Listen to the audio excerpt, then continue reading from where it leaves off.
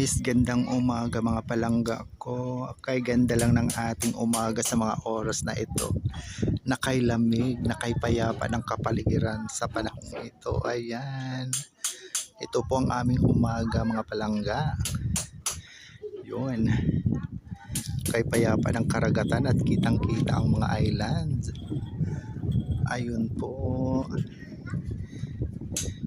At may nagbibiyahing malaking bangka galing sa San Vicente papunta dito sa San Isidro. Yun. Kita siya ngayon, dati hindi nakikita. Ayan po.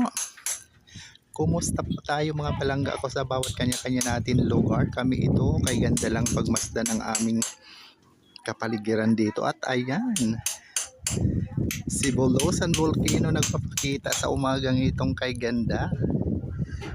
Nagpapakita talaga yung mga palangga si Bulusan Volcano pag maganda lang ang panahon. Yan.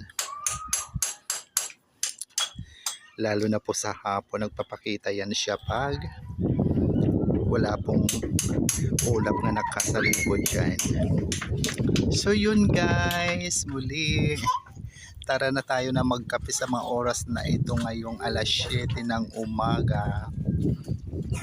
Dito tayo magkape sa aming tambayan sa likod bahay nga nakatapat tayo sa dagat at nalalanghap natin ang sariwang hangin galing sa karagatan. So yun.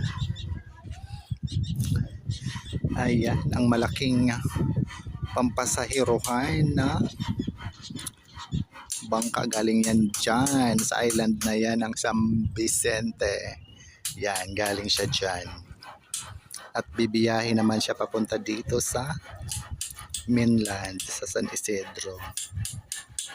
So yun. Tara na tayo na magkape. Ayan.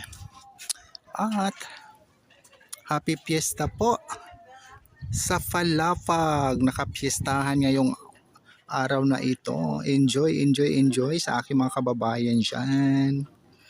Ayun. Naway mag-enjoy po at mabusog ang lahat.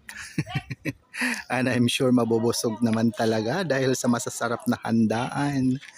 Kaya yan, ingat-ingat lang din. Huwag lahat-lahat ay okay lang, mag-iingat din. So yan, para walang problema. At kitang-kita din ang taga Polan Island. Yan. Talaga lang. Pag magandang panahon talaga nagpapakita ang mga island. Pati ang Masbate kita. Bye mga palangga ko.